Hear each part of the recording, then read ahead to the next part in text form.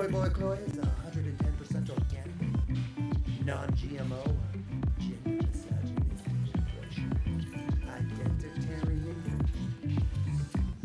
And there's no Okay, need for my internet anyone to crapped think out on that me. is unacceptable. We're going to shut them down and work with whoever it is to shut them down, and they should be prosecuted. You cannot intimidate members of Congress.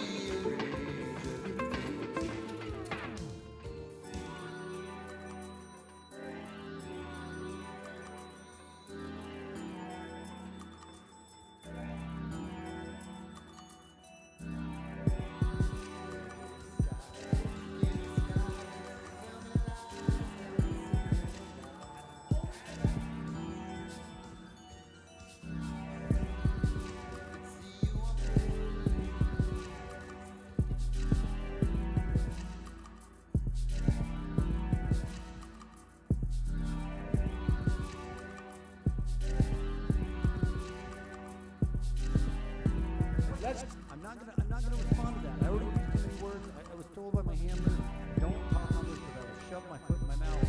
Just don't do that. Just move on. Move on. It's dumb. How could you even think that just because I was in charge of policy with Ukraine as vice president, and just because I actually told the government that if they didn't fire the prosecutor that was looking into the company that my son was involved in, and he was getting paid $50,000 a year, and he didn't know jack diddly dick about his job. How could you think for a minute that was inappropriate or that I did anything wrong? Even though I sat and I bragged about the fact I got this guy fired, and I told him I wasn't going to give him money unless they did what I said. How can you think that I did anything wrong? This is just such a dumb question. What's up, Drone Dad? Yo! The first couple times I tried to do this thing, it screwed all up, man. So it didn't come through. Very simple. So we're gonna try this again. I think it's just us. The elected president. You mean this a video? Is my away video, the live stream starting soon video? Is that what you mean? Check one. She will give Congress 100 days to act on gun control. If Wait they for your don't, response. she'll take matters into her own hands. I think it's just us, dude. So we can debate. Oh wait, somebody else just jumped in, but they're not in. I got 3 people in here. Woo! What up? Time to take a shot. All right, let's just get right into it. I'll wait for people. Everything got screwed up, man. So intro. Thank you for spectacle and whatnot. What's up, everybody? So the first couple times I tried to do this was screwed up. I'm sorry. Wasn't my fault. We can blame Comcast. They're the dickwads, okay? I think it's just Drone Tech and I. Drone Tech and I watching this stream right now. I think that's what's happening. Cheers to you, Drone. Let me take a sip for you. Drone Tech and I watching this stream right now. I think that's what's happening. Cheers to you, warm. A warm going down. Anyway, we're doing it. We're doing it. All right, dude. I don't know if you've taken the time, Drone Tech, and I speak to you directly right now, to really jump in and watch my other videos. But if you guys haven't, go to my not my parodies, because this, even though a lot of people think this is a parody that I don't think we landed on the moon, it's definitely not. We didn't land on the moon. It was bullshit. And if you want to find out what my other videos have to say, go back and watch my playlist on Wagging the Moon Doggie. Wagging the Moon Doggie. It'll be enlightening to you and it'll open your eyes. I'm just telling you. It's the truth. It will happen. So we want to go segment 1 here. All right. So today we're going to touch on the photographs, on how the photographs prove that there isn't anybody watching right now. That the photographs prove that we didn't make it to the moon. Okay? The photograph elements of this. This guy, if you don't know who he is, his name is David McGowan. He did a whole series on these. I think it's 12-ish, 14 of these articles, and they are great, man. They are enlightening, and there's only one person watching, and that's probably me, because I'm subscribed to my own channel. So, Drone Tech, are you still there, or did you disappear already, bro? Bro, is a baby crying? What's going on here, man? Are you still with me? Give me a little love in the chat. Anyways. Make sure you guys subscribe to SJG Perspective if you have, and if you're a patriot and you're like, how dare he say there isn't no moon landing? Jeez. You're a patriot and you're just like, I'm unsubscribing. I can be a patriot and think there wasn't a moon landing. I understand why we lied about it. We lied about it to beat Russia, to take all the wind out of the sails of Russia, and we did it because Russia was kicking our butts when it came to the moon race back in the 60s. And we did this, and we pulled it off, and we pulled it off like nobody else could do it, like Americans could do it. We pulled off, and we completely snowflaked everybody. Snow jobbed, not snowflaked. Oh, man. We can see the E-landing site. No, we can't see the E-landing site, Drone. That's all a bunch of buzhnizhnish. And if you go back and watch my video, there's other videos that debunk that, man. The whole reflector on the moon and all this other jazz. You can still see the tracks from the... Dude, any 13-year-old with fucking Da Vinci can go on there and put the moon tracks on the frickin' the moon. There's no up-close and personal sights.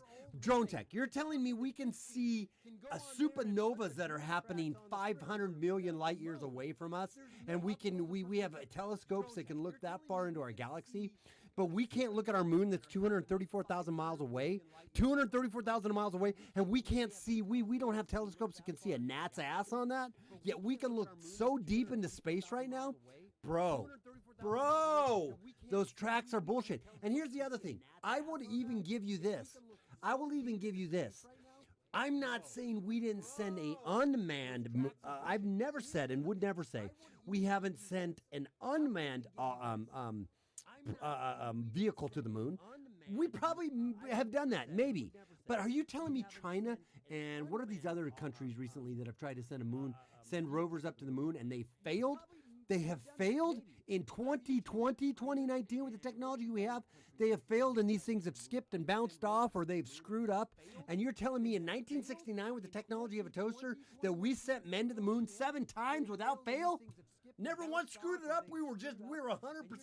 We were 7 for 7, except for if you want to take the one with Tom Hanks and Apollo 13, 11, Apollo 12, whatever it is, one of those Apollos, Apollo 13 that didn't make it around. When, you know, we clearly see with Tom Hanks and his acting job. Dude, it was all propaganda. It was propaganda to take the wind out of the sails of Russia and to prove to the world that we did this. And we pulled it off, and we pulled it off well, the propaganda portion. We did not send a person to the moon. And we're going to jump into that right now. So this episode, we are going to talk about, boom, photographs.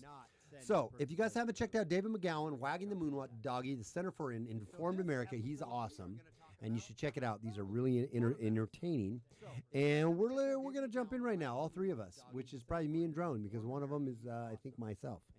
Anyways. Whoo!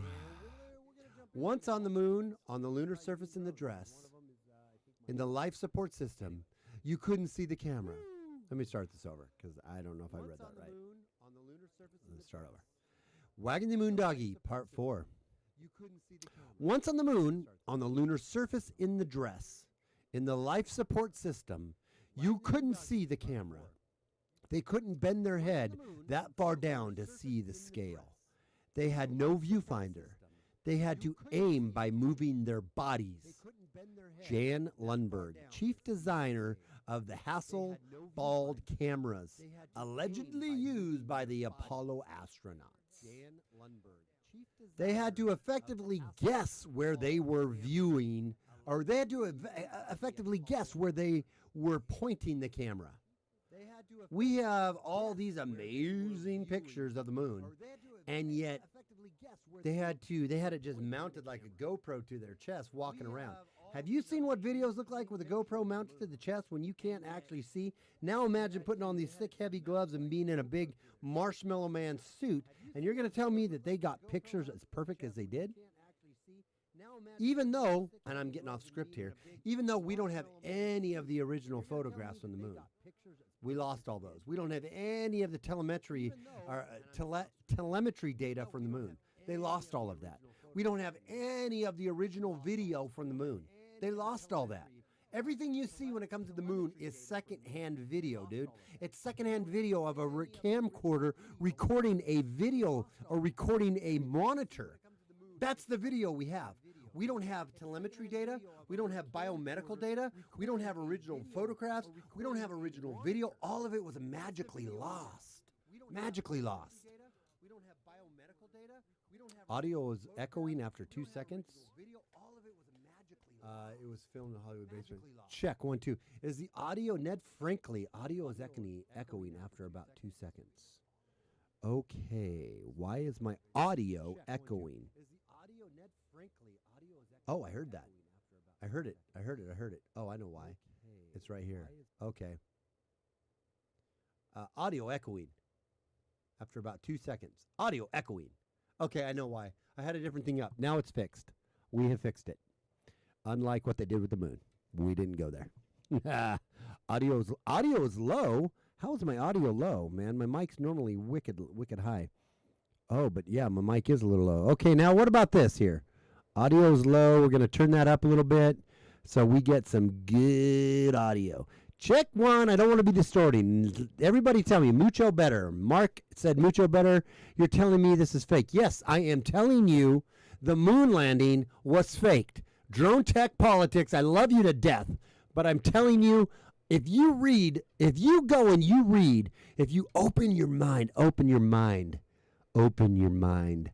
Bro, it was faked. Go back and watch my first 3 videos on this, okay? But stick with me on this one. But yes, I'm telling you it's faked. I'm telling you we didn't go to the moon. Sounds good. Audio hot, a little distorted, but okay. Oh, I don't want distorted. Check 1, 2, check 1, 2. Yeah, I don't want distorted. I want to be hot, but I want to be not distorted. Okay, so if we're like that, now tell me right now when I'm talking, before I go on, because I want to get this perfect, because I don't want distortion. Am I distorting right now? Fake as a $3 bill. Mark is money on that one. Is this good? Tell me how good this is when I'm talking like this. Is this acceptable to my audience? Good level for me, Ned Frankly said. Okay, good. All right, perfect. Moving on. Okay, so here we go. We're jumping in. We are jumping into David McGowan's take on this, okay? It's really awesome. Anyways, here we go. The issue that most of the moon hoax and debunking sites spend the most time on, by far, is the photographic anomalies. And that, I suppose, is to be expected. Since the original videotapes, telemetry tapes, blueprints of all having conveniently disappeared. Think about that, drone tech. All of them. We went to the moon, right? We went to the moon. The biggest thing that any human being has ever done. And we lost all of the telemetry data. We lost all of the biomedical data. We lost all of the original photographs. We lost all of the original video. We lost all of the original everything. You swallow that pill. Swallow that pill. Shouldn't that be locked up in a vault that is guarded by 3 guards 24/7? That is the most important accomplishment, scientifically or technologically speaking, of mankind. And we lost it all. Moving on. Oh, yeah. B. Maximus. Here we go. Okay. So, And that, I suppose, is to be expected, since the original videotapes, telemetry tapes, blueprints have all conveniently disappeared. And with most of the moon rocks missing, that's the other thing.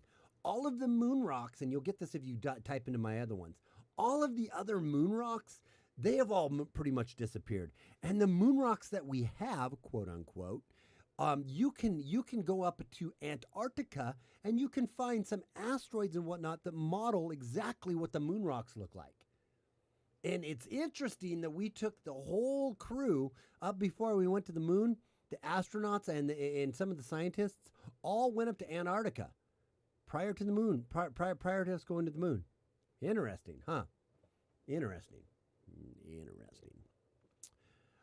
I'll try to keep an eye. I think we want to destroy the evidence because too overwhelming. They use Kubrick's video instead. No way, Ned. They used Kubrick's. You're right on that. We didn't go, man. There's no way we went. There's just no way we went. It's about a clock out of work. Saw you were live. So, hello. All right. So I'm gonna try to keep my eye on the chats, but I'm also gonna read here so I don't get too distracted. Back to how we didn't land on the moon. Okay, disappeared. With most of the moon rocks missing and their legitimacy being unverifiable, there isn't much else in the way of physical evidence to examine, except for these pictures. Skeptics have identified a number of problems with NASA's official photographs of the alleged moon landing, including flags appearing to wave despite the lack of atmosphere, non-parallel shadows suggesting multiple light sources, objects in the shadows that are clearly visible when they shouldn't be, again indicating multiple light sources, the complete lack of stars in the lunar sky, identical backgrounds in photos that NASA has claimed were shot in different locations, and inconsistencies with the crosshair reference marks. But all of those aside, let's jump in a little more. We will look at each of these in some detail. Well, actually, we will look at most of them in some detail. Because as it turns out, and I know that this will come as a huge disappointment to all the debunkers, I don't really give a shit whether the flag is waving or not.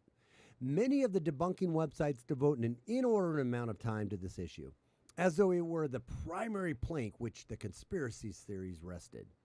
They do this because the videos and photos are ambiguous and open to interpretation, and the debunkers realize that people are going to see in them what they want to see.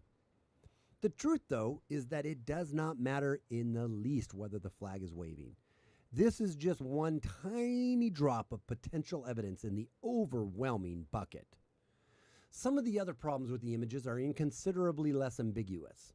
But before we get to those, we must first discuss the fact that the very existence of the photographs is a technical impossibility. Let me reread that for you all. Some of the other problems with the images are considerably less ambiguous.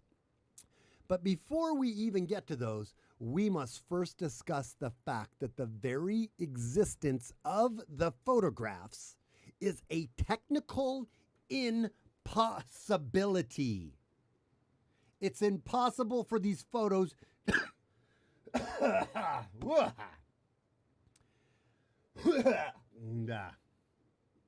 it's impossible for these photos to even exist. Chew on that one while I put a nicotine pouch in my mouth. Think for a second. I haven't even read any comments because I don't want to get off track.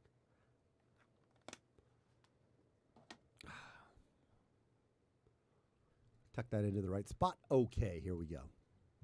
Okay. Oh, impossible. Simply stated, it would not have been possible to capture any of the images allegedly shot on the moon in the manner that NASA says they were captured. I'm going to reread that one also. Simply stated, it would not have been possible to capture any of the images allegedly shot on the moon in the manner that NASA says they were captured. Back in the day, you see, and youngster readers may again want to cover their eyes, cameras weren't all that smart, so everything had to be done manually. The photographer had to manually focus each shot by peering through a small little viewfinder and rotating the lens until the scene came into focus. The proper aperture and shutter speeds had to be manually selected for each shot as well to ensure proper exposure. The required peering through the viewfinder as well to meter the shot. Finally, each shot had to be properly composed and framed, which obviously also required looking through the viewfinder. We didn't have smart cameras that auto-focused and took these amazing, wonderful pictures. We didn't have that, okay? We had to manually adjust for the aperture, manually adjust for the focus to make a picture turn out wonderful and good. The problem for astronauts is that the cameras were mounted to their chests. Like a GoPro mounted to your chest. I remember running around in my backyard. I was filming a little birthday party thing for my daughter, and I had one of my GoPros on my chest, right? And I remember never knowing if I was exactly right, because you can't really see the viewfinder when it's mounted to your chest. So you're kind of guessing where it's going to be good. And half the video was shot too low, or was when I leaned back was shot too high. The viewfinder was off the whole time. They were mounted to their chest, which made it impossible to see through the viewfinder to meter, to frame, and to focus the shots. Just think about these little details, guys. These little details that are mammoth when you take them into account. These little tiny details. We are superior because we faked everybody out, drone tech, not because we landed on the moon. I'm not saying this is a lack of superiority. We were way superior to fake everybody into believing this and to pulling it off as long as we did. Absolutely, you're right on that. But the fact is, we didn't actually go there. Okay? It was all a propaganda show. And I know this rocks your cognitive dissonance, everyone's cognitive dissonance that's never thought about this or accepted this. It rocks that because then our government lied to us. Well, newsflash. Our government lies to us. They lie to us about everything. And that is, not to get into politics right now, that is one of the reasons why everyone is hammering on Trump so hard. Not to say Trump never tells a white lie, because I'm not going to say he doesn't. But everyone hammers against him so hard because he's not part of the establishment. And because the establishment and the propaganda is what feeds us and what keeps us in the mindset that they want us to be in. Push back against that. That's my point. Okay, moving on. The problem for the astronauts is the cameras went on. Everything, therefore, was pretty much a guess. Focusing would have been entirely guesswork, as would the framing of each shot. An experienced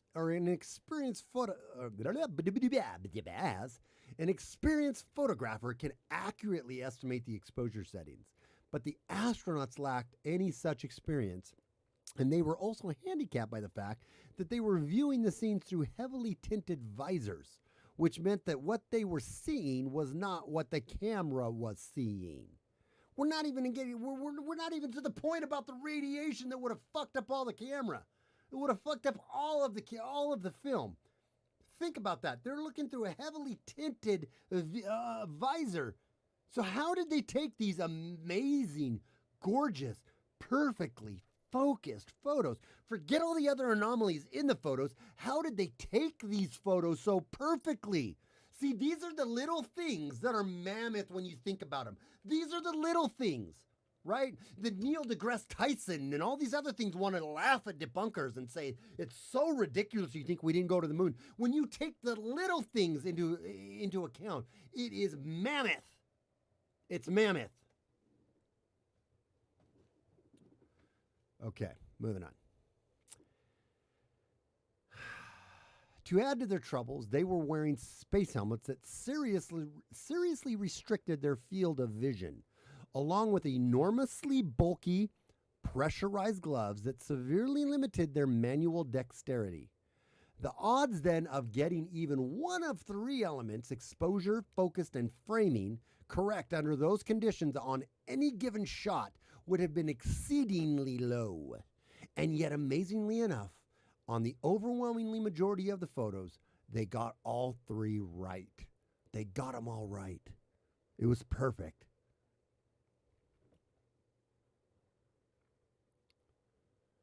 A rather self-important gent by the name of Jay Windley, one of the most prominent of NASA-approved debunkers, attempts to spin all of this away on his website, clavius.org.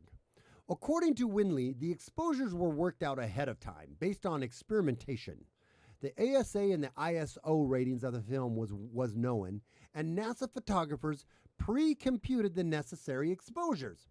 In many cases, the camera settings for the planned photos were given in the astronauts' cuff checklists. Let me reread that.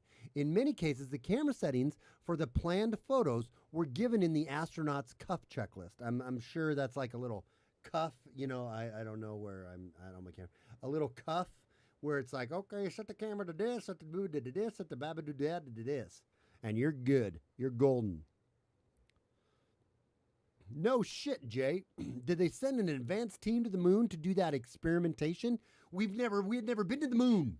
So how did we know how the film was going to expose? How did we know how the light was going to expose? How did we know any of that the first time we went to the moon, allegedly?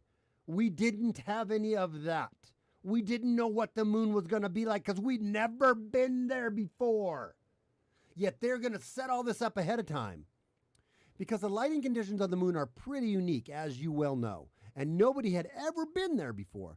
So I'm not really seeing how NASA's photographs were able to work the exposures out ahead of time. These are the little things you have to take into account. I got to take another drink. I don't know how this is going to turn out by the time I get to the end of this. This could be a little hairy. Okay. And what planned photos are you referring to? How did they know what they were going to photograph before they even before they even knew what was there? I'm going to reread that. How did they know what they were going to photograph before they even knew what was there? Little things, guys. Little things. It's the little things, guys. It's the little things. More rum. Amen. Yes. New Space Force set to legitimize the revelation. I'm not reading all these yet. Oh, Drone Tech's got a bunch. Maybe I should read it. Saw the pictures of what described as Air Force carriers in space and documents about non-terrestrial officers suggesting a covert space program. The U.S. has been trying to extradite him ever since. I don't know what all that means. Many outside the U.S. know that the moon landing was bullshit. Thank you, Jack. Jack is the man of the night. You're right, Jack. NASA is a tax money laundering scam perpetrated by the American people. Amen, Mark. Preach it. Preach. This is fun. I need to do my streams with a little rum. This is fun. Okay.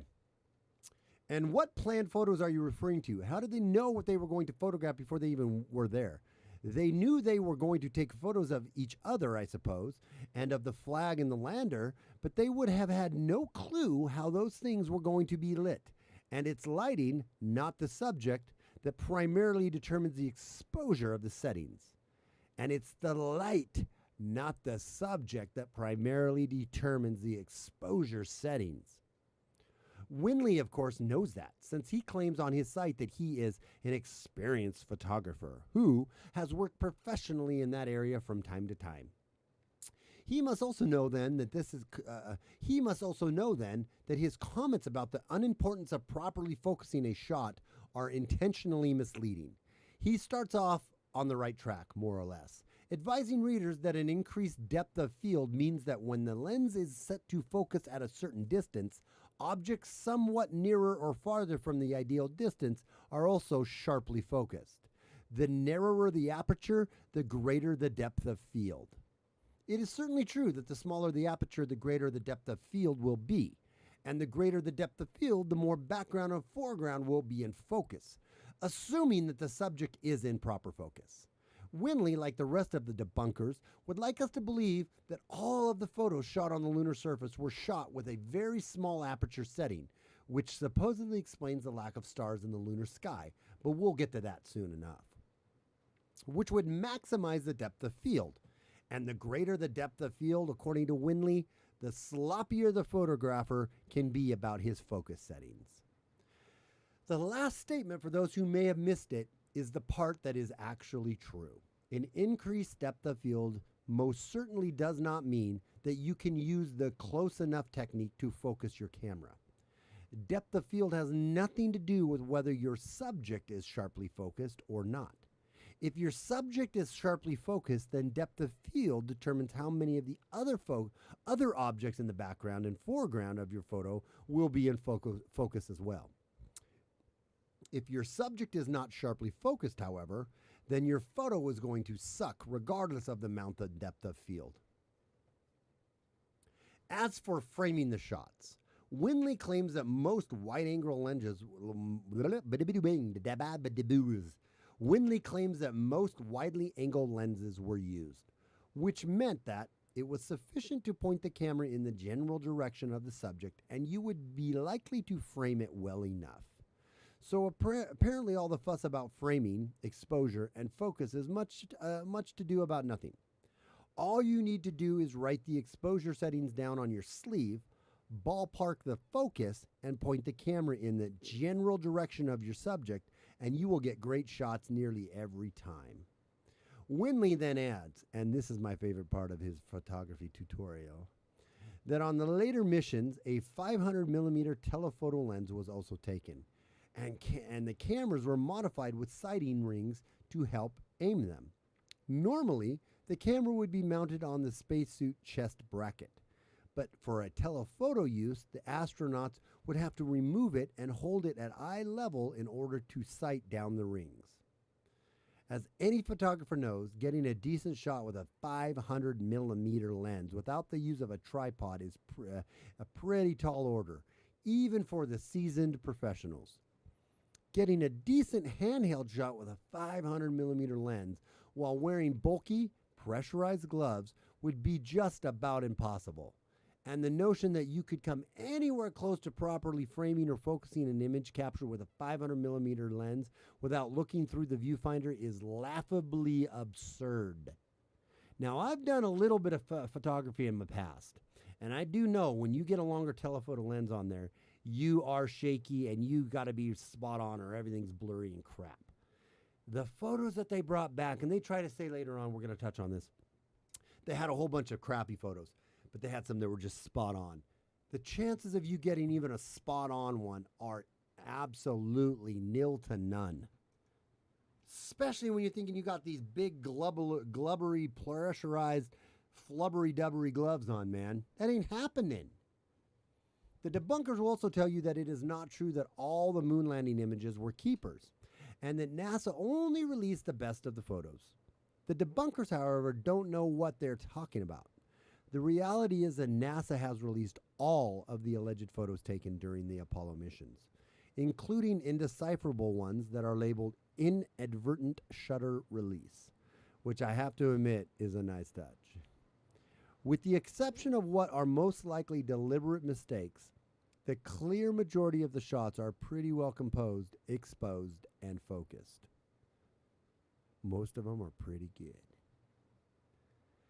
For those who don't find that all unusual, here is an experiment that you can try at home. Grab your nearest 35mm SLR camera, strap it around your neck. It is probably an automatic camera, so you will have to set it for manual focus and manual exposure. Now you will need to put on the thickest pair of winter gloves you can find, as well as a motorcycle helmet with a visor.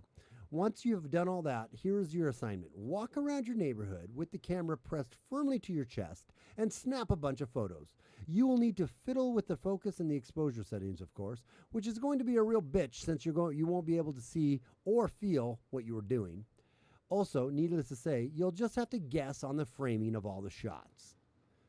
You should probably use a digital camera, by the way, so you don't have to waste a lot of film, because you're not going to have a lot of keepers. Of course, part of the fun of this challenge is changing the film with the gloves and the helmet on.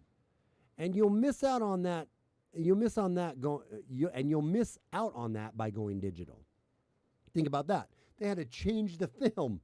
How are you going to change the film on the moon with these gloves and all that other stuff? How are you going to take your camera off, make sure it's put back in the right spot, take the film out, put the new film in, put it over there, do the little and shutter it up and then close it up and strap it back on and take your photos and make them come out good? How are you going to do that? See, these are the little things. These are the little things that make me go, no way in hell we did this. We didn't do it.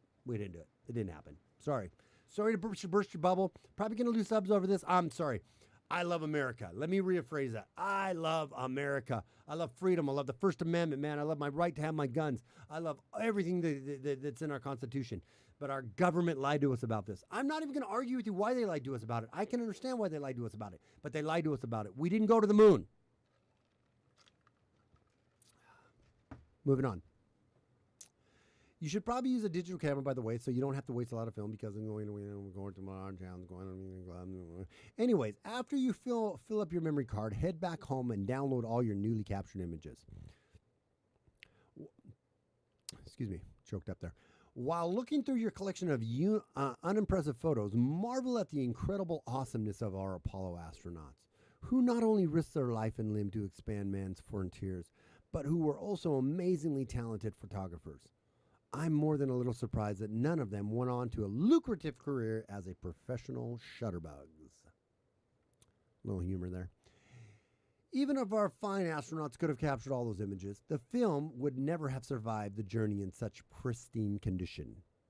Even very brief exposures to the relatively low levels of radiation used in airport security terminals can damage photographic film. Now think about what we're about ready to say. So how would the film have fared after prolonged, continuous exposure to far higher levels of radiation? And what of the 540-degree temperature fluctuations? That must have been some amazingly resilient film stock. And yet another example of the lost technology of 1960s. They had temperature fluctuations of 540 degrees. And they're trying to tell us that the film stock in 1960 sustained that, went through that, made it through that. Come on. Please pass me the peace pipe because I want to be high like you. Even though the images are clearly not what NASA claims they were, we are going to play along and pretend as though Neil and Buzz and all the rest of the guys could have really taken them. The question then is, where did they take them? The question is, where did they take them? The question is, where did they take them? Hoax theories, debunkers, and NASA are all in agreement on at least one thing. Conditions on the surface of the moon are decidedly different than conditions here on Earth on the surface of our planet. For one thing, the moon has no atmosphere. Also, there is only one source of light, which is, of course, the sun. NASA has verified that no light sources was available to the astronauts. Due to the lack of atmosphere on the moon, light is not scattered and travels only in a straight line from the sun and is reflected back in the same direction. What that means is that anything that falls in the shadows will be virtually completely dark. It also means that all shadows will be cast in the same direction. And it means that the sky is always black. And with no atmosphere filtering the view, the sky will be filled at all times with dazzling display of stars unlike anything ever seen before by man. You think about that. I remember when we would go camping, you'd go out to the boondocks, right, where there's no light contamination. And you look at the stars and you're just like, damn, man, there's a lot of stars up here. Now imagine being on the earth with zero light contamination, and all you have is to look at the stars that are out there. And yet we don't see any stars in any of the pictures. Well, that's because the exposure ratings were not set to capture them because of the way the cameras were set up. They could capture everything else perfectly, but we couldn't capture any stars in the background. Bullshit. As other skeptics have noted, some of the photos supposedly brought home from the moon show a single star in the sky. Let me reread that. As other skeptics have noted, none of the photos supposedly brought home from the moon show a single star in the sky. Debunkers have claimed that this is because the exposure settings on the camera didn't allow for the stars to be captured on film. In order to properly expose the objects being photographed, debunkers claim shutter speeds had to be so fast and apertures too small to capture the stars. And that applies, according to the debunkers, to every single photo taken on the moon. Even all the ones that, according to the same debunkers, were improperly exposed. So you improperly expose a photo and then you don't get the proper shot right on the moon, but you still have nothing in the background. Make sense? Does that make sense? Does that make sense to anybody? Anybody? Nobody? That's what I thought. Doesn't make sense because it's bullshit. Yep, that's why. NASA's own website has boldly stated that astronauts striding across the bright lunar soil in their sunlit spacesuits were literally dazzling. Setting a camera with the proper exposure for a glaring spacesuit would naturally render background stars too faint to see. Okay, still seeing who's up there. The problem with this claim, which should be obvious to any photographer, is that a variety of different exposure settings would have been required to shoot all the photos allegedly taken on the moon. Windy acknowledged as much when he claimed that NASA pre-computed the necessary exposures. NASA pre-computed the necessary exposures. All of the scenes below, for example, which are obviously not very well lit, would have required long exposures. Exposures that would have definitely captured the brilliantly shining stars, since they would have been the brightest objects in the camera's field of view. So let's take a look at these real quick. Look at that beautiful, pristine color that was not properly exposed, and it's completely black in the background. What about this one? Not properly exposed yet. Nothing in the background. Nothing back here. I don't know if you can see my cursor. Nothing back. You can't see my cursor. Nothing back here. What about this one? Again, nothing in the background. One thing that I love about debunking websites, by the way, is how frequently they contradict themselves while working their way through their debunking checklist. The ever-pompous Phil Plait, proprietor of the appropriately named badastronomy.com website, is a prime example. Fairly early on in his debunking rant, he writes as follows: "I'll say this here and now, and return to it many times. The moon is not the Earth. Conditions there are weird, and our common sense is likely to fail us." Plate does indeed return to it often, whenever it advances his argument to do so. But he just as frequently tosses his own cardinal rule aside when that is what serves his purpose. Like, for example, just 4 paragraphs later, when he advises readers to go outside here on Earth on the darkest night imaginable and take a picture of the exact same camera settings the astronauts used. You won't see any stars. It's that simple.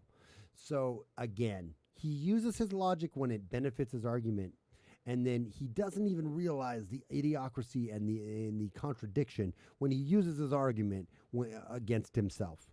Make sense? Ever the coy one, Phil doesn't tell us what those camera settings are. He clearly implies that the same settings were used in every photo, which clearly is not the case. Phil also conveniently forgets that the view from the moon is not filtered through an atmosphere, so the stars have many times the luminosity as here on Earth.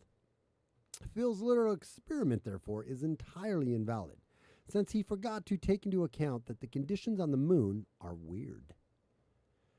And as with all the debunkers, he also forgot to explain why it is that no one thought to expose a photo or two to specifically capture the brilliant display of the stars.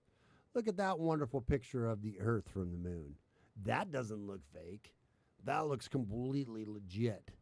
Completely real and completely legit. I don't have any issues with that picture at all.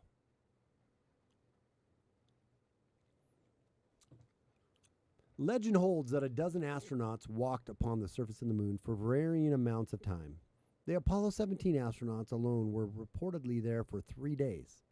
For the duration of their visit, each of the 12 would have been treated to what was by far the most dazzling display of stars ever seen by the human eye. Now let me ask you a question here, and I'm just going to highlight this so I know where I'm at. This is supposedly a shot from the moon to the Earth. When we look at the moon, this was a shot taken of looking from the moon, to the Earth. When we look at from the Earth to the moon, do we see stars or do we not see stars? Do we see stars or do we not see stars? We see stars. How come there's no stars here? Because the exposure to take that picture would have been set at an exposure setting to capture the stars. Go out and take a picture of the moon and see if you capture any stars. See if you can capture the moon at about the same size and luminosity as that picture from the Earth is taken, and tell me if you don't see stars. What they would have seen was many times more stars burning many times brighter than can be seen anywhere here on the planet Earth. Collectively, the Dirty Dozen took thousands of photos throughout their alleged journeys, and yet, amazingly enough, not one of them thought it might be a good idea to snap even a single photograph of a wondrous sight. Of course, endless photos of the lunar modules and the monotonous lunar surface are exciting too. But just one or two photos of the dazzling lunar sky might have been nice as well. You think? It's as if someone went to Niagara Falls and the only photos they brought back were of the car they drove sitting in the nondescript parking lot. It's as if someone went to Niagara Falls and the only photos they brought back were the car they drove sitting in the nondescript parking lot. Think about it. It's the little things, people. It's the little things. Now let's turn our attention to the subject of the shadows. As skeptics have noted, some NASA's photos seem to depict non-parallel shadows, indicating more than one light source. Debunkers have claimed that all such discrepancies can be explained by perspective and topical variations on the surface of the moon. And truth be told, many of these images that I have seen on websites on both sides of the aisle are ambiguous enough that such explanations can be plausibly argued. But there are, as it turns out, images in NASA's collection that aren't quite so easy to debunk. There are, in fact, images that demonstrate unequivocally that more than one light source was used. Take, for example, the image below of one of the moon landing pods on Apollo 11 lunar module, allegedly parked on the moon's surface. Take a look at that. You got a light source going this way, right? Up here at the top, going that way.